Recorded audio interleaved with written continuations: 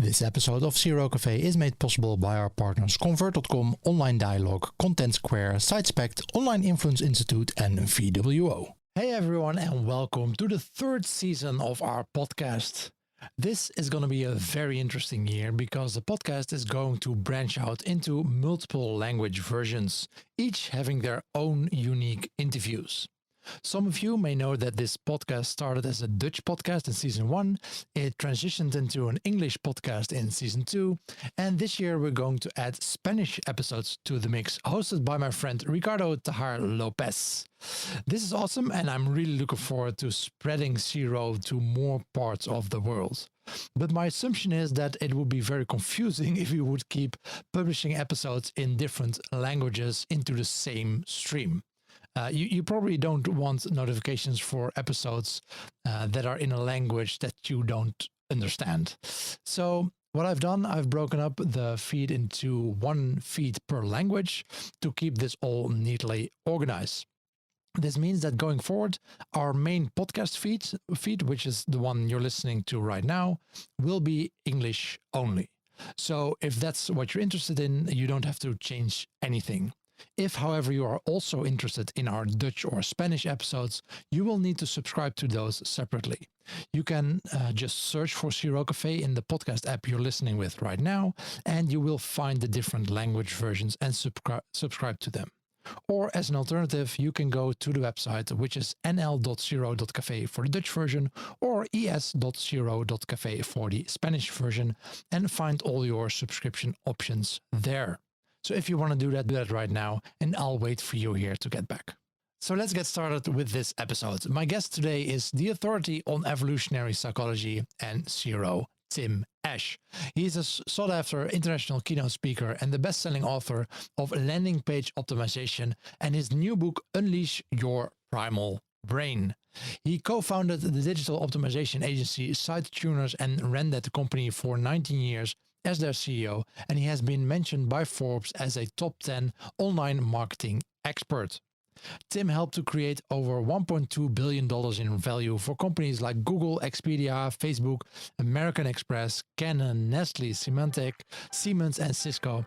And today we are going to take a deep dive in all that experience. Welcome to Season 3, Episode 1.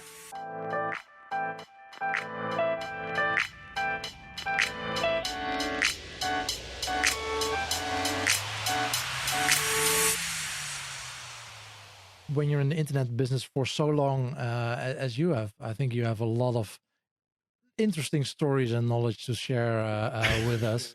25 years in Zero. I don't think it's called Zero back then.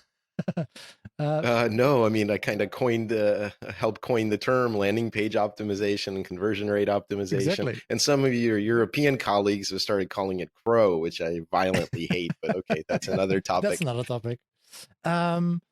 And with all that experience, and you've been doing this for so long, why are you still doing it? What is your passion for this field of work? Well, it's such a fascinating topic. I guess I've kind of come full circle, and I made a career out of technology and learning that didn't exist. When I attended the University of California, San Diego, I studied computer engineering and cognitive science, which was in the psych department at the time and is now its own department. And so I've always had an interest in cognition. I stayed there for graduate school for my PhD work for 7 years in what would now be called neural networks or machine learning, deep learning, AI. So that was kind of teaching computers to learn by example. So it's always been my passion to understand how people think, how we make decisions. And in a way, applying that to internet marketing and specifically influencing people when they come to your website, that's the perfect application for it. It's this blend of art and science. Everything is infinitely measurable, but at the same time, the principles to influence people are based on psychology. And so I've been exploring the human brain, I guess, my whole career. And so I also have a background in psychology. I don't know how your experience did it, but at least here, when I studied it, it had nothing to do with online. Right. So maybe your combination with computer science was a bit more focused on that. But how did you make that transition? I mean, from being doing this stuff offline to online. Well, my first jobs were more on the technical side, so they were programming Yeah. and they worked for big companies, and I realized what a soul-killing environment that was, and I said, this isn't really for me. So, in my late 20s, I was 29, I quit the PhD program 7 years into it, and I started my first business. So I actually got an office space, about 200 square meters, and a desk and a phone and an internet connection. And then I called up my girlfriend at the time and said, "Hey, I'm running around my office naked and sitting at my desk because I can. It's my business, you know." So it was really just that kind of entrepreneurial, I'm going to do my thing. And that happened to be in 1995, right when, the early .com days. So it's been a pretty exciting Yeah. ride. I've seen the whole thing. And talking about that, you this is not your first book that you've written. You've already written two other books on landing page Yes. optimization. So what were your takeaways from the process and I mean the writing and the marketing of book one and two, and what did you take with you to this book? Yeah, so the original book I wrote was the first edition of landing page Yeah. optimization, and that was followed up about 4 years later with the second edition. And this is expanded. This was written with my friends and colleagues, Rich Page and Maura Ginty, who are super smart and really helped make the second edition fantastic. And then it's been translated into several languages. There's the German, Brazilian Ah, Portuguese. I think this is Korean. I'm not sure. I'm pretty sure it's Korean, and then Chinese. But my favorites are the Polish, the Eastern European editions, right? This one cracked me up. This is my book in Russian, which is my native language. I was born in Moscow, and I never wrote a word of it. So it's really trippy to see it that way. But I guess, to your question, writing a book is a huge undertaking, as you probably know. You've talked to some yeah, authors before. Each one of those books took 2 years of my yeah, life. And that's a big price to pay, especially when you're doing other things, running an agency, in my case, raising little kids. So you have to really want to give birth to a book. exactly. In fact, I joke that that's the closest a man will ever come to giving birth. It's a long, drawn out, painful process. It's a Yeah. bloody mess by the time you're all done. And then the real work begins, just like raising a kid. You have to promote the book and so on. And that work never Yeah, ends. well, most authors tell me that they also say, I mean, it must be a very fulfilling thing to do out of your own interest and motivation because, well, you shouldn't, for one, do it for the money. I mean, maybe if you're a New York Times No. bestseller, but otherwise, it should really come from the spin off of the book. But the book itself is not something that you earn money with. Yeah, well, mine was actually fairly successful.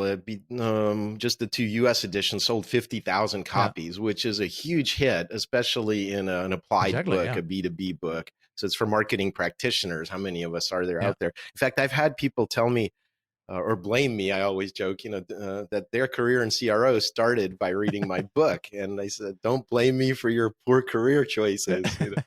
But so there is some gratification, but it's a solo activity. You're isolated. You're writing. You're in your head, and then maybe a year or two later, someone says, "I loved your book," and so you get this sporadic feedback that's delayed. So it's not like keynote speaking, which from the badge wall you can see I do a little bit of over the years, where you get immediate feedback from the audience. With books, it's really kind of a solitary activity, yeah. writing a book. Yeah, exactly. And once it's done, right? I mean, of course, you can have revisions, but it's relatively static compared to when you're talking to an audience, and you can adopt while doing the talk. Yeah, Yeah, second to second based on their reactions. That's yeah. true. Yeah. So, and of course, we're going to talk about your book, but my last question before we do that. Um, so, in those 25 years, how are we doing with Zero right now? How do you see our You know what? I'm not optimistic, because I've seen generational change. I'm a Gen Xer. Millennials have come along. Now there's Gen Z kids Mhm. coming into the workforce, and I see the same kind of mistakes being made on websites. What I had this whole chapter, "Your Baby is Ugly," about the 7 deadly sins of websites, and those are still endemic. Those same problems of visual distractions, not enough trust, not keeping your promises, unclear calls to action. I mean, they're everywhere. It's Yeah. not that hard for any of us in the CRO industry to take a look at any website and say it sucks and here's why. And you don't even need to test a lot of that stuff. Just fix it. So we're still kind of there because there's always new people cycling into the industry, and the experience of the more experienced people aren't really the ones designing the experiences. It's usually someone new.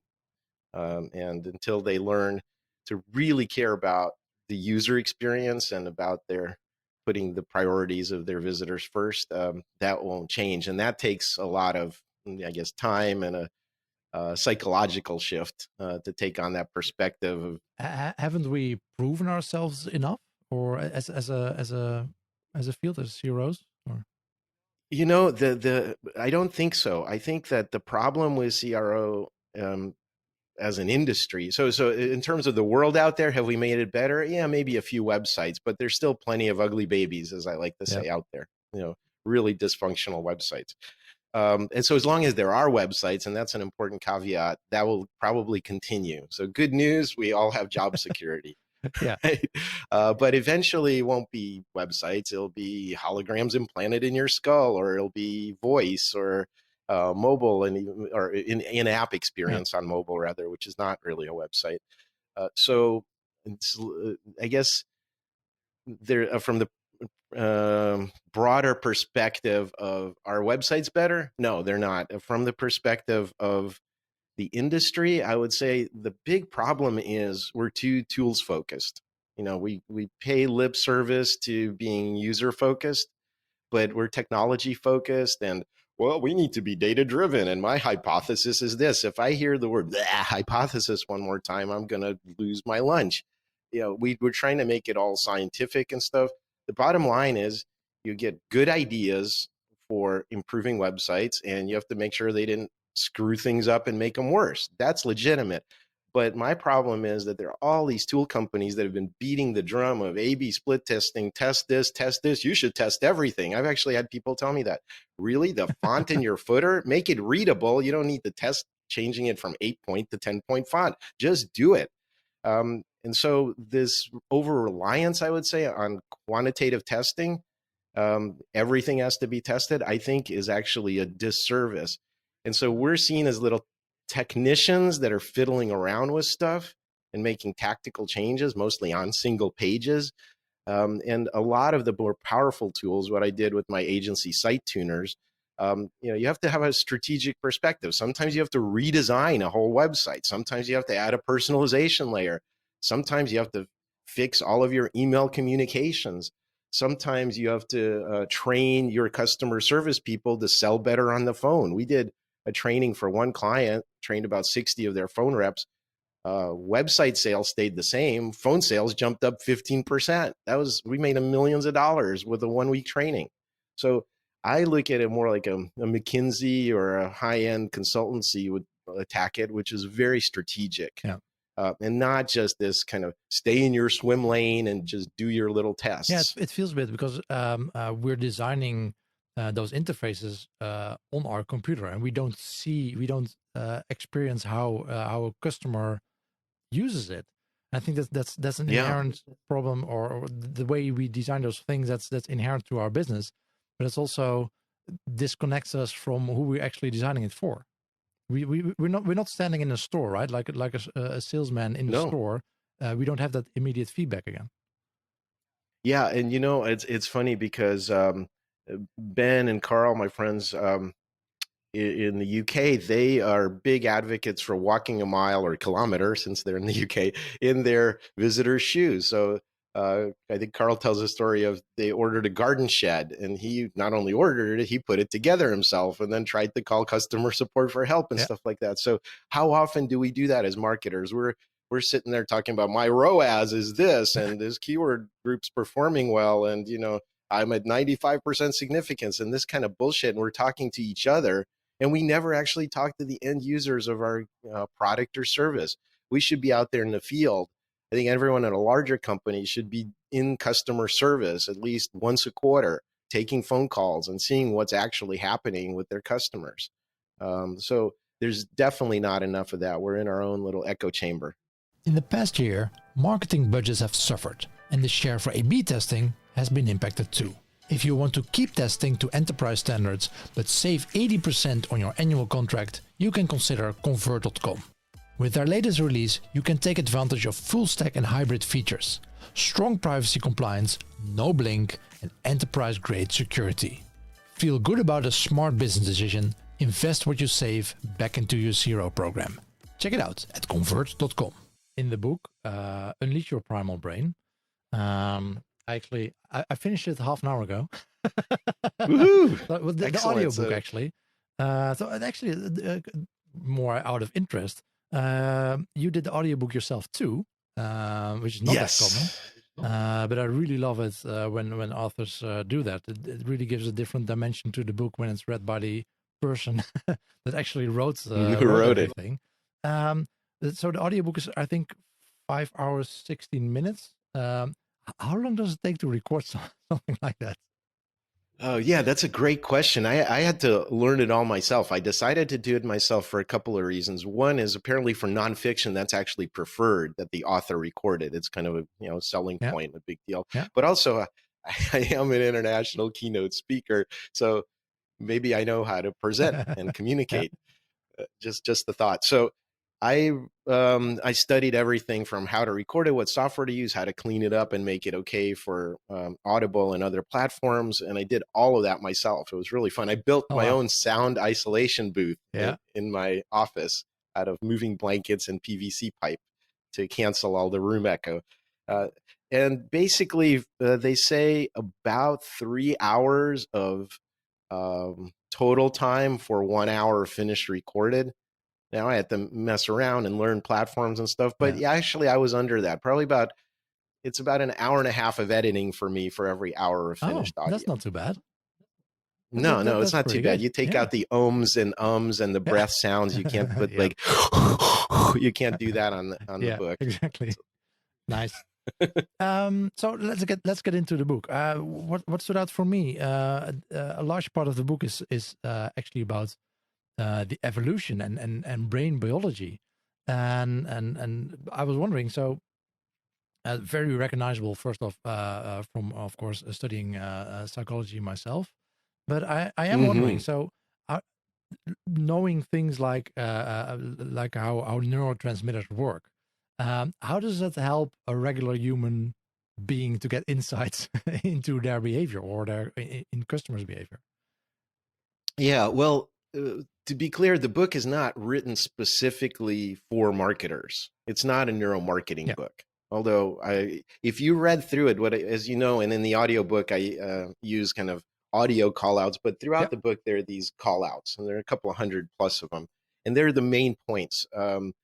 And if you pause on each one of those and consider how does this apply to neuromarketing or marketing more broadly, you could read the book with that prism. But the book is really kind of the basic operating for human beings. It's retracing the arc of evolution from earliest life on Earth to what makes us bizarrely and distinctly human. And it's saying we picked up stuff along the way. What works is still there. And let's figure out, which part of the brain is actually acting in a certain situation. So you can use it for business, leadership, persuasion, marketing, sales. You can use it for personal relationships and culture building and organizational psychology. You can use it for personal development, sleep, memory, what makes us happy, whether it makes sense to chase happiness in the first place. So it's really kind of what all 8 billion of us on the planet have in common. It's not an applied book. Stay tuned. I may write eventually in the same series, primal brain marketing, primal brain leadership, primal brain personal improvement. So those would be layered on applied books, but this one is the why behind our evolutionary psychology. Yeah, it feels, especially as someone interested in this topic, it feels like a history book almost of collecting all those bits and pieces of how the brain evolved and how it worked out. So that it does that really well.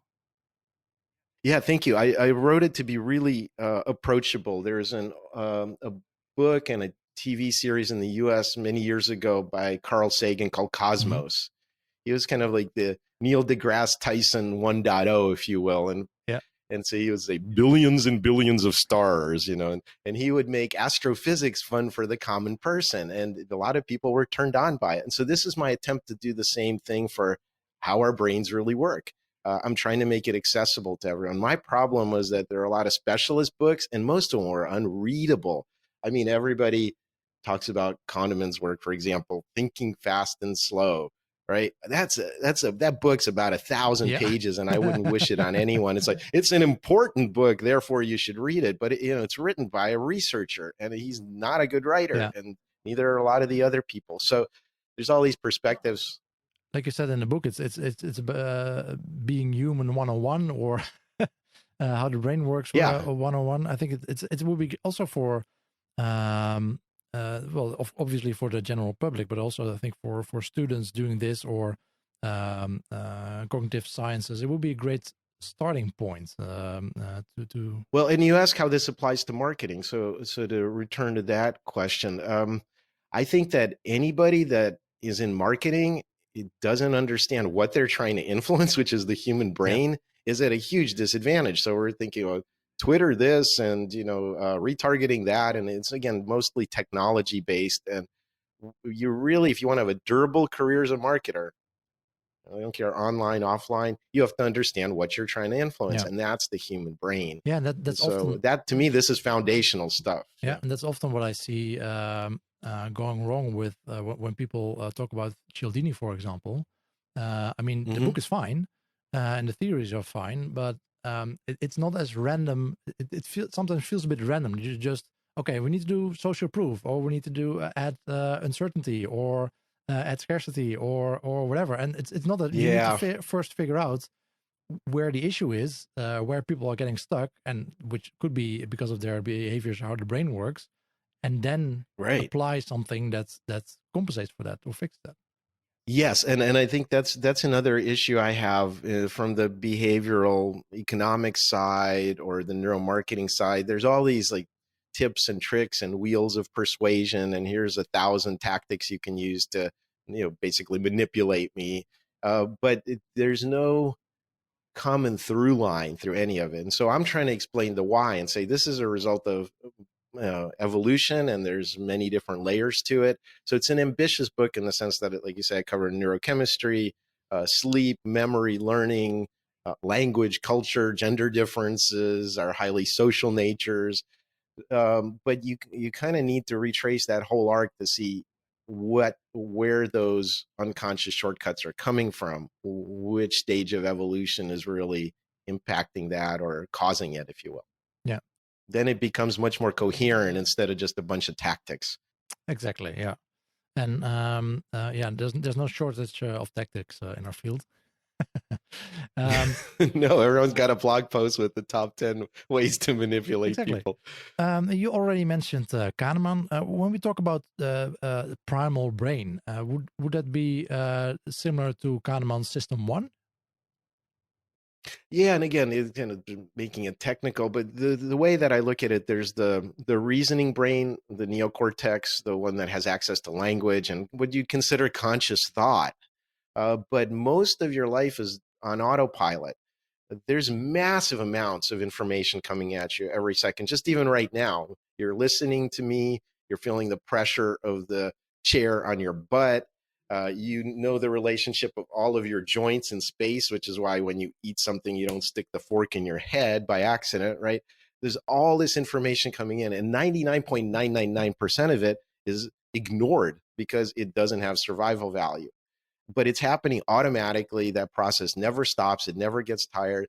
Contrast that with conscious thought. Asking for our conscious attention is really hard as a marketer because it's a scarce resource and we conserve it, and we get tired later in the day and we don't make good decisions. So all of that conscious stuff is a completely different thing. And people think that rationality is the ultimate human thing, right? Oh, if we could only tame those irrational passions and emotions, then we'd all be like Mr. Spock and making perfect decisions. That's actually not a good view of humanity. 95% of what we're doing is subconscious. And so let's understand that part better. Yeah, and it doesn't have necessarily have to be better to make a logical decision. Those emotions have served us well. They are there for a reason. Basically all your parents, your grandparents, and the whole lineage that you have, they survived because they have had those instincts. For billions of years. In Exactly. fact, there you said instead of making a logical decision, there. Let me be super clear. There is no such thing as a logical decision. I mean that literally. There have been brain damage. People have had certain parts of their brain disconnected or not working. And what we found from the neuroscience is that you can't make a logical decision. The emotions are what decide. So logic gives you options. Here's 50 things you could do right now. And emotion quickly says, okay, these are the ones that matter. I either hate this or I love it. I have a strong emotion, and that's how decisions get made. There's literally no such thing as a logical decision. Yeah, exactly. And one thing that I also really liked, how you mentioned it in the book, is that basically after you're born, you still need to download. Well, besides all the physicalities, learning not to stick your fork in your head. Although my 2-year-old still does that, so he's not past that point. But you also need to download all the cultural values, and that's a really important part of being human, right? It takes roughly 20 years to fully do that. And despite we having all these underlying shared biology, that cultural part is really important. Can you give us a couple of examples of those things that Yeah, we well, still I need to think, download? well, I think that to understand humans and why we took off on the planet, like and overran it and are about to kill it, I believe, is because of our success in transmitting culture. That's our big evolutionary bet. Other animals have two advantages. If they occupy a wide ecological range, they adapt physically to that. So squirrels have rotating ankles so they could run down tree trunks, or some of them have wings so they can fly between trees. They're adapting to their environment physically. Humans didn't do that. We placed one big bet on culture spread. And in order to have these very expensive brains, about 3 times more expensive to run than any other primate, um, we decided to delay and make compensating kind of effects throughout our body. Our digestive system is smaller, our muscles are weaker. All of that is so we can grow our brain. In fact, adolescence is delayed. I have 2 teenagers in the house and they go crazy and hormones kick in and they grow to their adult size and sexual maturity very quickly. That's so you can keep the body small and keep wiring up the brain.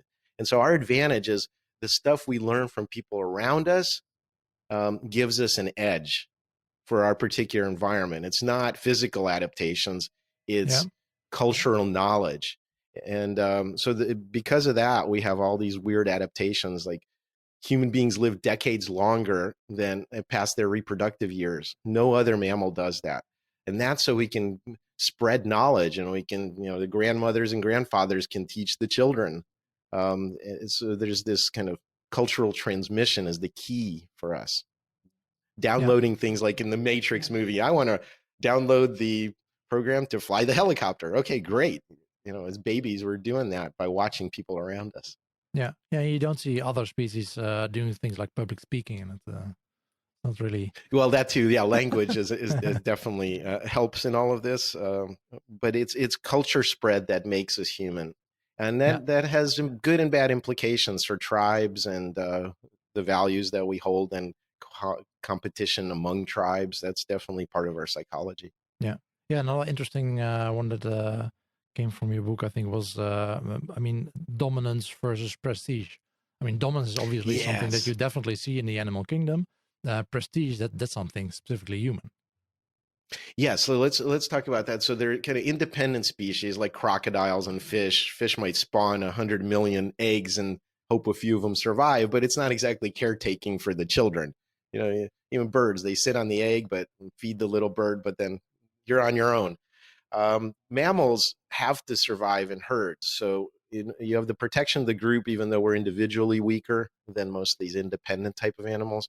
So then you have this stuff of like, how do I behave in my group to minimize the social consequences to me of bad things happening, but still get what I need. So there you have like the dominant alpha individuals, males and females, and they get all the food, mating opportunities, safety of being in the middle of the herd. Yeah. So that's basically bullying. Okay, we have a president like that in the White House right now, hopefully for not much longer. Um, Yeah. so some people can get away with that, but generally we're cooperative. And so for human beings to spread culture, you not only have to want to learn, we're incredible mimics, and but to know who to learn from, and then those people have to want to teach you. It's like I studied martial arts, and in the Chinese martial arts, there's this notion of an indoor student. Like you don't really see the good stuff. You're out in the courtyard practicing until you're invited years later to be an indoor student after you've shown your willingness to stick it out, Karate Kid Yeah. style. So but you have to have somebody who wants to teach and gets psychic benefit or survival benefits from teaching and transmitting culture. And that's something other animals don't have. Yeah, exactly.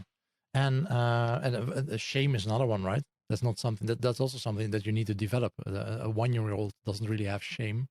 That's also something that No, you. and that's an interesting thing. There's a lot of group pressure. In the West, we have this mistaken notion that we're individuals, and that my individual happiness matters, and I'm so unique and wonderful. But that very notion of being an individual was snuck into our heads. We're very much influenced by the people around us and the cultural norms that they're transmitting. And if you don't follow the norms, there's this escalating consequences that happen. We're all enforcers of the rules. In other words, even if we don't know that there are social rules, what they are rather, we assume that we're operating in a world of social rules. And so if you break norms, we can gossip about you, we can end your personal relationships, we can deny you economic opportunities, we can banish you, we can even kill you, depending on how important the rules are to our culture. So this notion of censorship and shaming other people and getting them to fall in line, that's so we can, again, transmit that cultural knowledge more efficiently.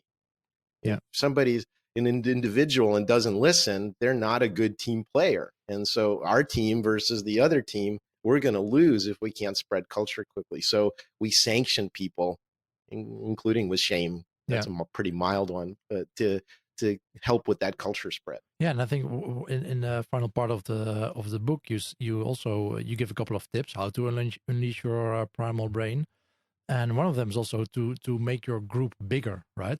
I think that's the tendency is the other way around, right? At least for, I mean, Yeah, unless you see, okay, I have 10 million Twitter followers, but that's not really what we mean here by making a by group bigger. making your group bigger. Yeah, certainly. I think that so. At the end, I talk about this is more my wish and my prescription for having our society improve. And you're right, that's attaching to bigger and bigger tribes. So you can think of it as a concentric series of tribes. There's me, there's my immediate family, there's my community, my synagogue or church or temple. Then there's my town, state, city, country, the universe Yeah, or the earth, all living things on the earth besides humans, and so on. So what if you have too small of a tribe? If you say I only care about my city or my country, everybody else becomes in the out group, and you struggle against them. They're the other, and you can see people stoking fears, dividing us. These populist kind of leaders, it's all, not just in the U.S. but all over the world, and they're playing on the fears of the other and dehumanizing them, making them seem alien. So you have to go out of your way to build bridges and connections and experience things that are the opposite of what you're getting. And one of the problems with our age is that in the age of social media, most of us live in little echo chambers where we just have people that think just like us, and we think the whole world is like that, and it's not. And if the center is going to hold together, we have to actively make the yeah. effort to understand others and experience other cultures and people. So what would your advice be? How do you make your group bigger than it is right now? Well, it's not about making your group bigger. It's about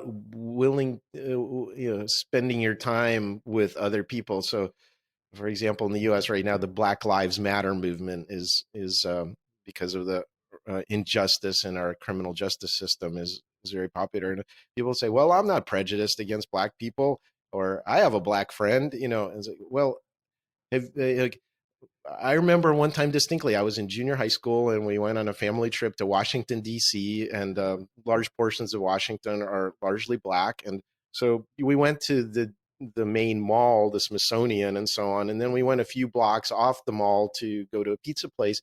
And it was really odd for me to be surrounded pretty much only by black people. And then so I kind of try to turn that around and say, well, that's what black people must feel like in a room full of white people. And it Yeah. was uncomfortable for me, for no particular reason. If I spend a lot of time in mixed neighborhoods, that would be different. And that's my point. When was the last time you talked to someone of a different culture or different religious belief, or even things like riding the bus to school? A lot of kids in the U.S. are bused to schools so they wouldn't be as segregated. Um, you know, you have to stretch yourself to put yourself in situations that you feel at least uncomfortable in order to get Yeah. used to it and feel more comfortable and understand they're Yeah. people just like you. Will this work? Maybe not. Isn't that what we're all trying to figure out?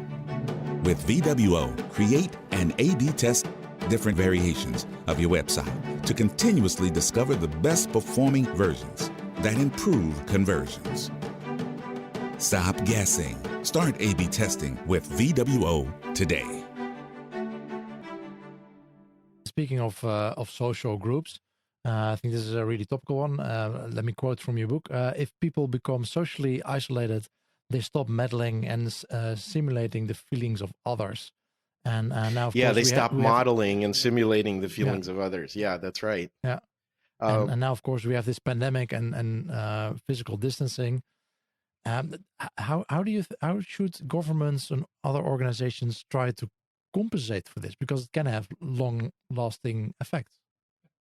Um, I'm not sure you can. My point is that we're hyper social, and isolation is the worst thing you can do to someone. I think if we look back on our times and we look at, for example, supermax prisons where somebody's in a cage for 23 hours a day, and then they go to exercise by themselves in an outdoor cage for the remaining hour, that's inhumane. People literally go insane in that environment because of the isolation.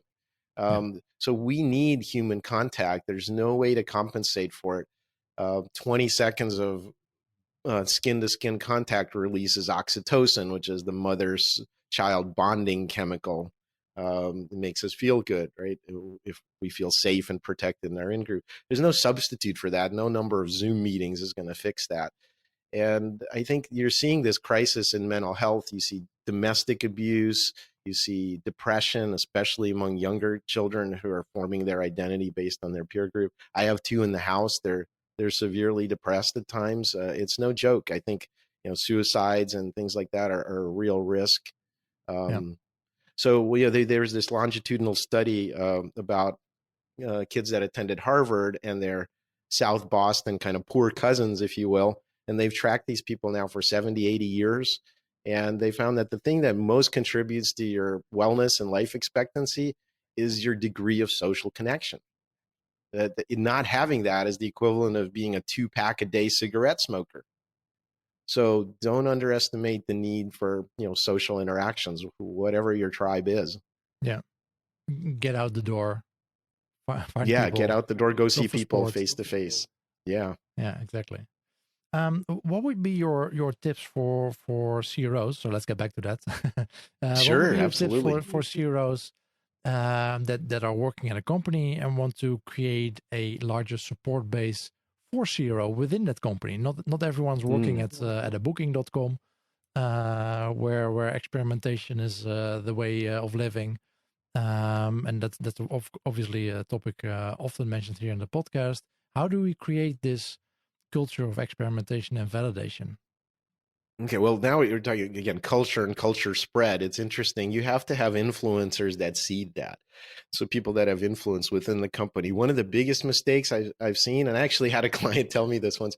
Well, CRO is a swim lane. We have SEO, we have PPC, we have CRO Yeah, affiliate. It's just stay in your swim lane. And I think if you view it as a tactical little activity, and we keep talking with words like hypothesis, and again, not one of my favorites, and our technical little jargon, we're not going to get a seat at the grown up table. All of the management cares about one thing. They speak one language, and that's money. So unless we're talking money, they're not going to pay attention. Unless we're talking to the upper management, they're not going to pay attention. So one of the things that's I found determines success is where does CRO report in the organization? If you don't have air cover from a senior executive, it's probably not going to work. I mean, keep doing your job. Like I said, you'll be employed for life. There's no shortage of crappy websites.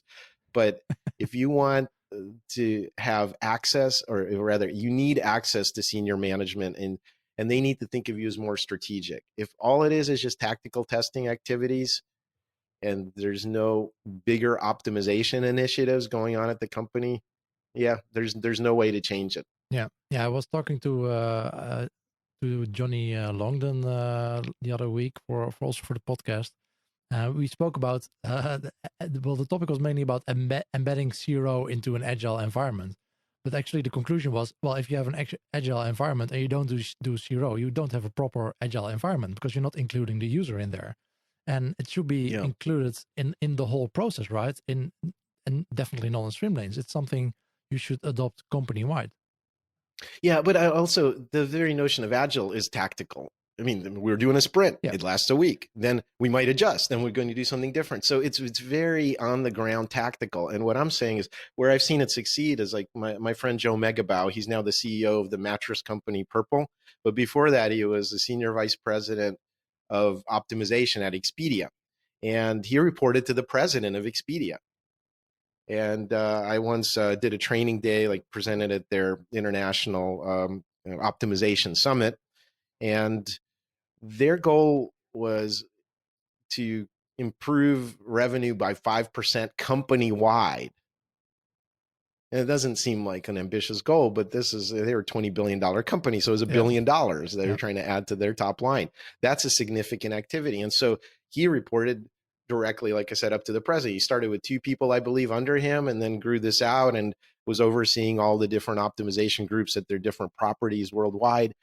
And they hit those goals and much more. That became a driver of the business. But again, you need a strategic view of it. If it's just a tactical activity, it's going to fail.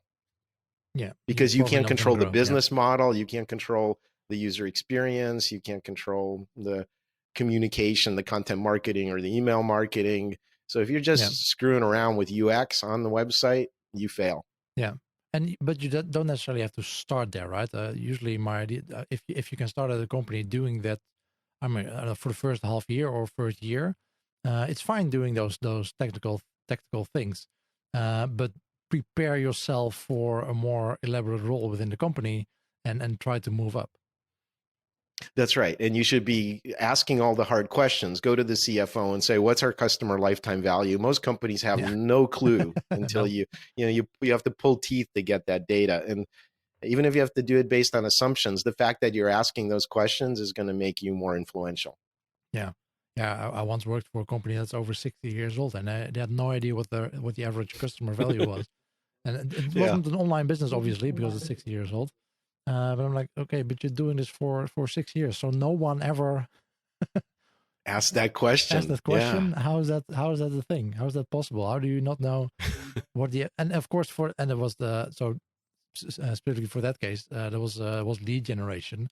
So basically, they were throwing a lot of money at the websites to get more leads, but no one had any idea what the value of a lead was.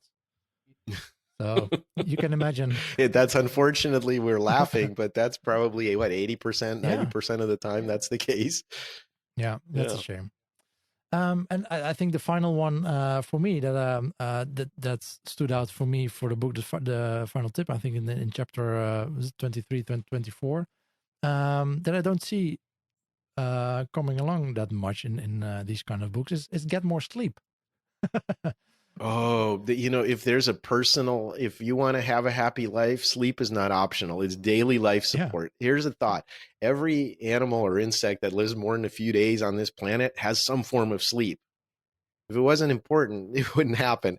So if you want to maintain your life, human beings have a very intensive need for sleep. We shortened our sleep because once we came out of the trees, it became much more dangerous on the ground. We have more intense sleep with a lot more REM. Most of that REM sleep is tail weighted in the night. And so if you're robbing yourself of that final couple of hours, that 90-minute last sleep cycle, you're not creative, you're not learning anything, including physical skills. You're miscalibrating social interactions, which is what allows us to be effective. So you think people are more aggressive and you get more paranoid essentially from lack of sleep. Yeah. We've all seen these effects, but we still think that pulling out our phone and looking at it one more time and or binge watching one more episode is the right thing to do. It's not. Yeah. My kids move to a later sleep schedule. I just go 10 o'clock. I'm going to bed because my body wakes me up around 6. That's it. You vampires stay up all night. I'm not going to shortchange my sleep anymore. Yeah, well, it also changes depending on your age, right? How much sleep you need and when do you need it during the day, or yeah, kids need more sleep, and they are on an earlier schedule. Teenagers flip to a much later schedule than even adults, but they still need a lot of sleep. And adults, you pretty much need 7 to 9 hours a day. Yeah, I think it was your whole a life. study from, at least I think it was an American university, that they said, well, basically before 10, 11 a.m. it doesn't make sense to get students to school because basically they're still asleep. Yeah, our school, well, right now it's all virtual, so I guess you can call it homeschool, but our high schools just flipped to a later schedule. That's the science, so that teenagers stay up later and wake up later. So in our district, it was the opposite. High school was the earliest start time, 7 a.m., whereas it was at like 8:30 for the elementary schools. Now they flipped it, so high school doesn't start till 9 o'clock, and that's how you get better performance. Yeah, good. Yeah, the sleep part really resonated for me. In my former life, being part of the national swimming team, we basically had to report on 3 things. It was the exercise that we did, what we got into our bodies, diet, food-wise, the diet, and number 3 was sleep. And sleeping shorter, definitely. Well, we didn't have any quality scores for sleep, but definitely sleeping shorter definitely correlated highly with bad performance overall. Yeah. Yeah, including like if you practice some physical skill like swimming, and you didn't get proper sleep, it won't get encoded. So you didn't get the benefit of the skill. Yeah. So trying to cram all night for a test is stupid. Just like study less and get extra sleep and you'll do better, because at least you'll retain that new information. Yeah. So yeah, everybody says diet, exercise, sleep, is always a third one. It should be the opposite. Sleep is foundational, which also impacts your diet and your exercise. Yep. And then everything else is layered on top of it. Yeah, nice. So Tim, for the book, well, thanks for writing it in the first place. I think it's a great addition to what we already have out there. I think a great starting point for digital marketeers, like you said, that have currently no idea what you're actually optimizing for. And there's a brain on the other side of that screen that wants to be influenced, and but there are some basics that might help you, some basic knowledge that might help you do this. So you already mentioned it, but there's going to be an Unleash XYZ. It's going to be a whole series. Possibly, although, like I said, writing books is a huge task, and I'm just want to get the word out about this one. And I think this is, like I said, what the 8 billion of us have in common. So I think it has a pretty wide applicability, and the early reviews are all fantastic. In fact, you mentioned Robert Cialdini. He was kind enough to actually blurb the book on the front cover because he loved it. So I'm very proud of that. He and I have keynoted at some events together, and he's a professional crush of mine. So that was really flattering. But so, yeah, there will be other books in the series, but don't hold your breath. It's I need to take a rest from writing this one. Yeah, exactly. Well, it seems like you already published this earlier, right? Because my book actually says copyright 2021. Well, the US edition is technically coming out in April of 2021. So right now you can get the ebooks everywhere, the audiobooks everywhere. And if you want autographed copies of the paperback, I have some pre-release author copies that you can get on the website, primalbrain.com. But yeah, if you want the US edition, it's not out till April 6th, 2021. Nice. But the Australian, the New Zealanders get it before us because my friend Tony Nash runs Booktopia in Australia, and their Booktopia Editions division published a separate edition in September. So if you're an Aussie or a Kiwi, you can get your copy now. Nice. So we'll add some links in the show notes for people to order those versions. Just go to primalbrain.com and it has the where to get it information on the site, along with the table of contents and the introduction and other stuff. Exactly. Tim, the final question, back to the beginning. So we started off talking about you having all this experience for the last 25 years. What is one experience that you think you have, one insight that you have that you think others have not catched up on yet in the industry? It's still a mindset. I mean, I think even in CRO, our center of gravity is still inside of a company. And mine has always been to ruthlessly advocate for the needs of your visitors. And so if they don't have a seat at the table, like say, marketing's got it, sales has got it, operations has a seat at the table. Your customers don't have a seat at the table.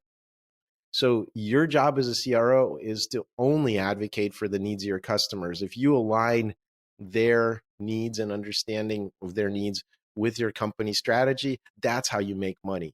And again, I just fear that we're too much inside of our company still. So get out of your office, talk to your actual customers.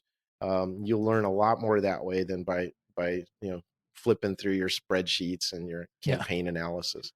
Yeah, exactly. Open Google Analytics for the 20th time a day. It's not going to give you the biggest insights. No. In fact, you're kind of on a single track and you're stuck there. Exactly. Tim, thank you so much. And my final question to you: who do you think I should invite to the Zero Cafe podcast for another episode? And what should I ask them? Oh, well, again, I think Dr. Cialdini would be my vote. Robert Cialdini, and his book, is called Influence: The Psychology of Persuasion, and that's kind of one of the Bibles in our field. He just came out with a new one called Persuasion, about influencing people as well. So you might want to invite him. He's an amazing guy. Yeah, we actually spoke to Bas Wouters. He co-wrote a Dutch book on online influence, and they're actually releasing their book together with Cialdini. And he's also going to try to persuade Cialdini to do a podcast with me. So if we approach this from enough angles, maybe it happens. Yeah, that would certainly be a good one. My question would be, what's going to be persuasive principle number 8? We all want to know that, right. It's like it's still a tactic, but yeah. Yeah, I recently reread the 4 Agreements by Don Miguel Ruiz, and I think he came out with another book as like the 5th Agreement. It's kind of like I didn't get that in the first book, so now I get to do a follow-up book. Exactly, it was scratched in the first version, but it's still there. Yeah. Yeah.